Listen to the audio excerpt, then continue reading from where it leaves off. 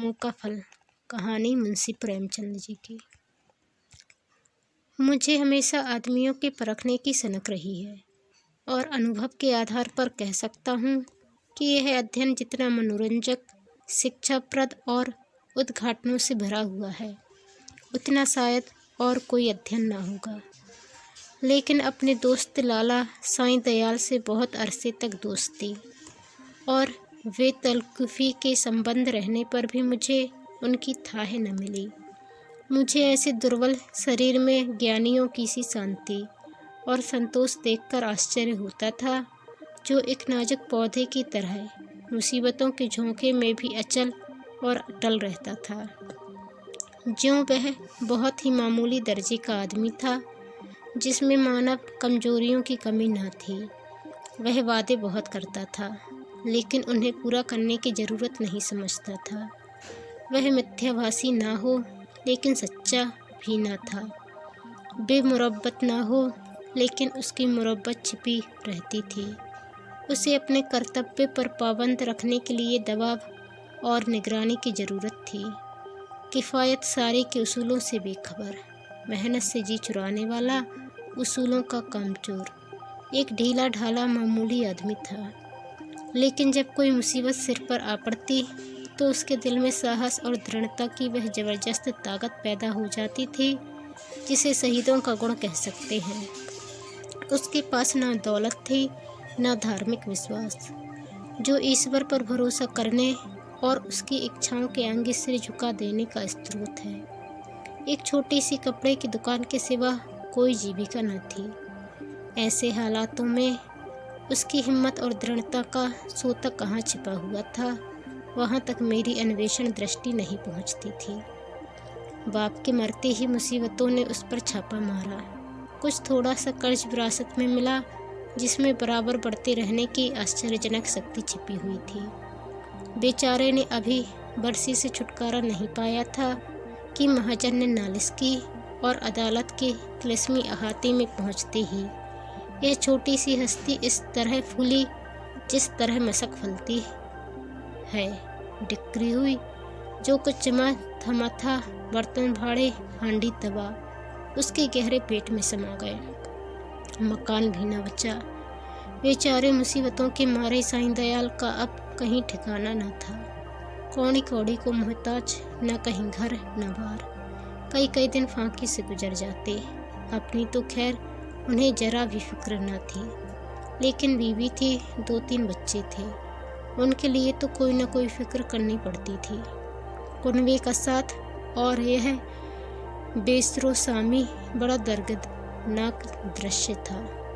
शहर से बाहर एक पेड़ की छाया में यह आदमी अपनी मुसीबत के दिन काट रहा था। सारे दिन बाजारों की खाक छानता। मैंने एक बार उस रेलवे स्टेशन पर देखा। उसके सिर पर एक भारी बोझ था। उसका नाजुक सुख सुविधा में पला हुआ शरीर पसीना पसीना हो रहा था। पैर मुश्किल से उठते थे, दम फूल रहा था, लेकिन चेहरे से मर्दाना हिम्मत और मजबूत इरादे की रोशनी टपकती थी। चेहरे से पूर्ण संतोष झलक रहा था। उसके चेहरे पर ऐसा इत्मीनान था कि जैसे यही उसका बाप दादों का पेशा है। मैं हैरत से उसका मुँह ताकता रह गया। दुख में हमदर्दी दिखलाने की हिम्मत न हुई। कई महीने तक यही कैफियत रही। आखिरकार उसकी हिम्मत और सहन शक्ति उसे इस कठिन दुर्गम घाटी से बाहर निकाल लाई। थोड़े ही दिनों के बाद मुसीबतों ने फिर उस पर हमला किया। ईश्वर ऐसा दिन दुश्मन को भी न दिखलाए। मैं 1 महीने के लिए बम्बई चला गया था। वहाँ से लौटकर उससे मिलने गया। वह दृश्य याद करके आज भी रोंगटे खड़े हो जाते हैं और दिल डर से कांप उठता है। सुबह का वक्त था। मैंने दरवाजे पर आवाज़ दी और हमेशा की तरह बेतकल्लुफ़ अंदर चला गया, मगर वहाँ साईं दयाल का वह हंसमुख चेहरा, जिस पर मर्दाना हिम्मत की ताजगी झलकती थी, नजर न आया।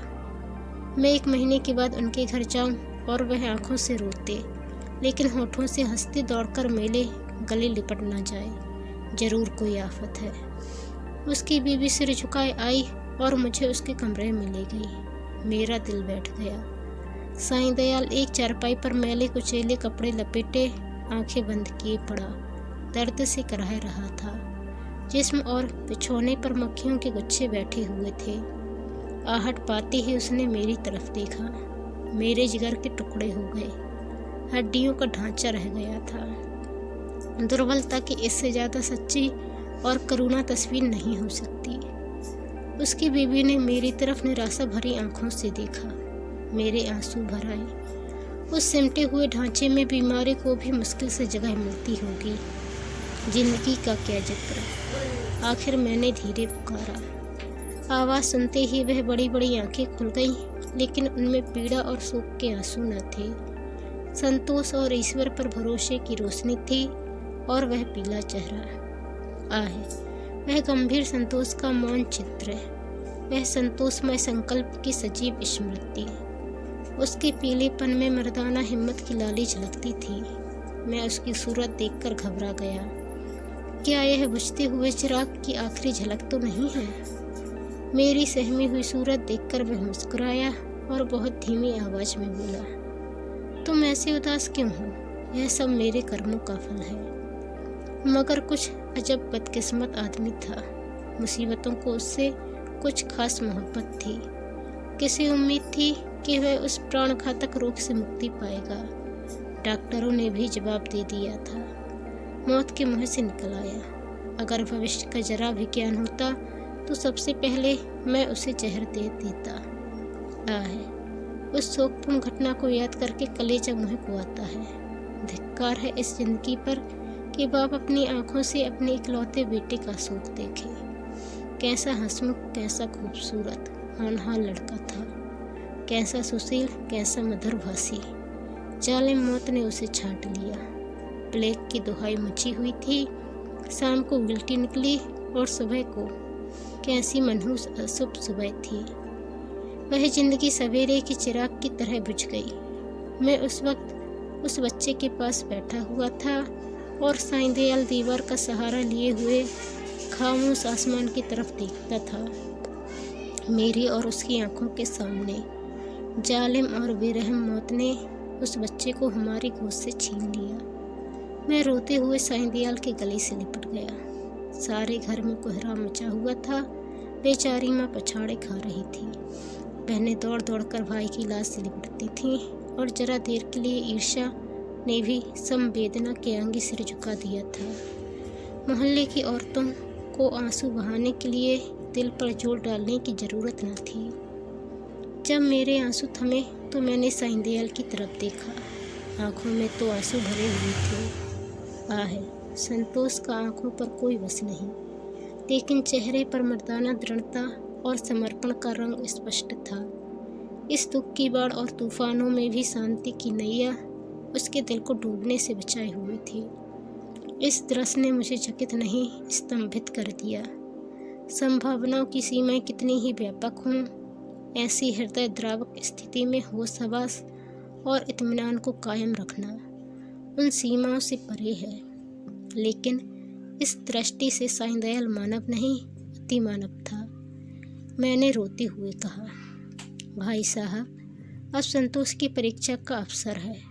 उसने दृढ़ता से उत्तर दिया, हाँ, यह कर्मों का फल है। मैं एक बार फिर भौचक होकर उसका मुँह ताकने लगा, लेकिन साईं दयाल का यह तपस्वियों जैसा धैर्य और ईश्वरीय इच्छा पर भरोसा, अपनी आंखों से देखने पर भी मेरे दिल में संदेह बाकी थे। मुमकिन है जब तक चोट ताजी है सब्र का बांध कायम रहे, लेकिन उसकी बुनियादें हिल गई हैं, उनमें दरारें पड़ गई हैं। वह अब ज़्यादा देर तक दुख और शोक की जहरों का मुकाबला नहीं कर सकता। क्या संसार की कोई दुर्घटना इतनी हृदय द्रावक, इतनी निर्मम, इतनी कठोर हो सकती है?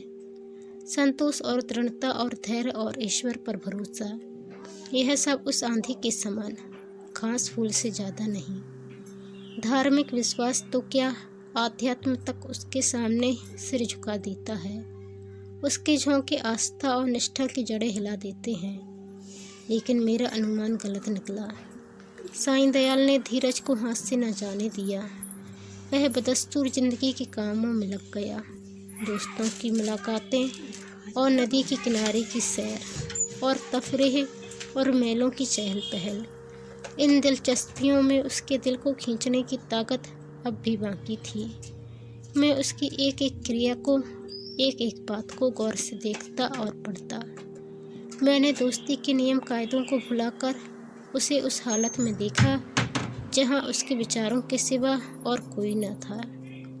लेकिन उस हालत में भी उसके चेहरे पर वही प्रोसोचित धैर्य था और शिकवे शिकायत का एक शब्द भी उसकी ज़बान पर नहीं आया। इसी बीच मेरी छोटी लड़की चंद्रमुखी निमोनिया की भेंट चढ़ गई। दिन के धंधे से फुर्सत पाकर जब मैं घर पर आता और उसे प्यार से गोद में उठा लेता तो मेरे हृदय को जो आनंद और आत्मिक शक्ति मिलती थी उसे शब्दों में नहीं व्यक्त कर सकता। उसकी अदाएं सिर्फ दिल को लुभाने वाली नहीं, गम को भुलाने वाली हैं। जिस वक्त वह हुमक कर मेरे गोद में आती तो मुझे तीनों लोक की संपत्ति मिल जाती थी। उसकी शरारतें कितनी मनमोहक थीं।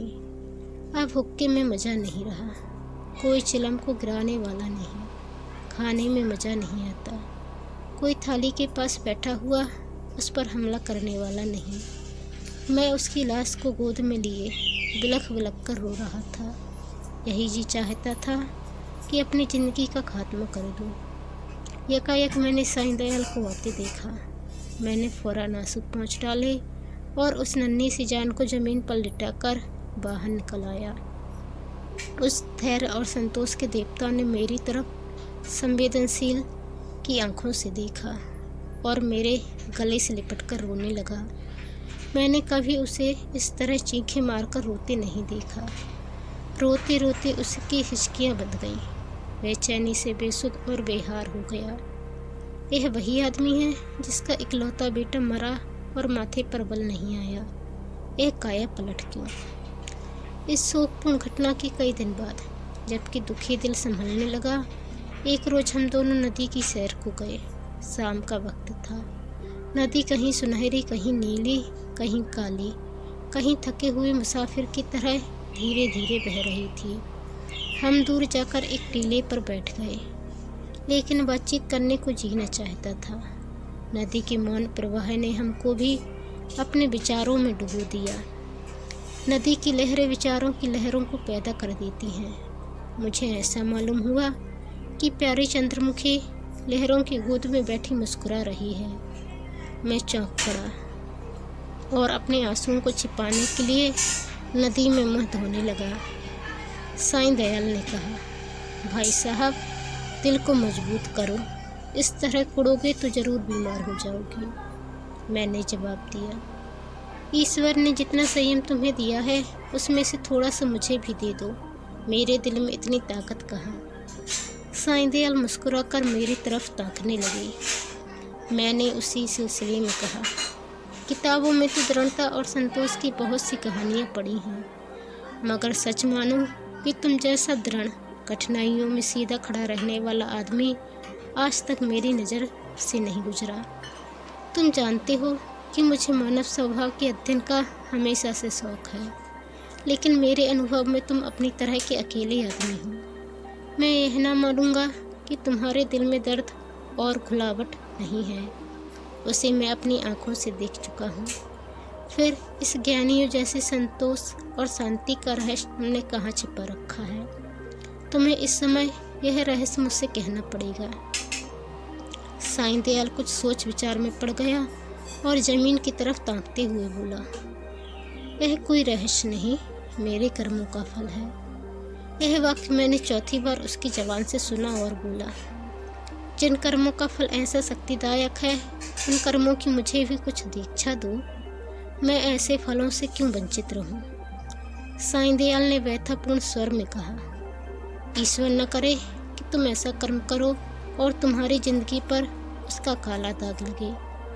मैंने जो कुछ किया है वह मुझे ऐसा लज्जाजनक और ऐसा घृणित मालूम होता है कि उसकी मुझे जो कुछ सज़ा मिले मैं उसे खुशी के साथ झेलने को तैयार हूँ।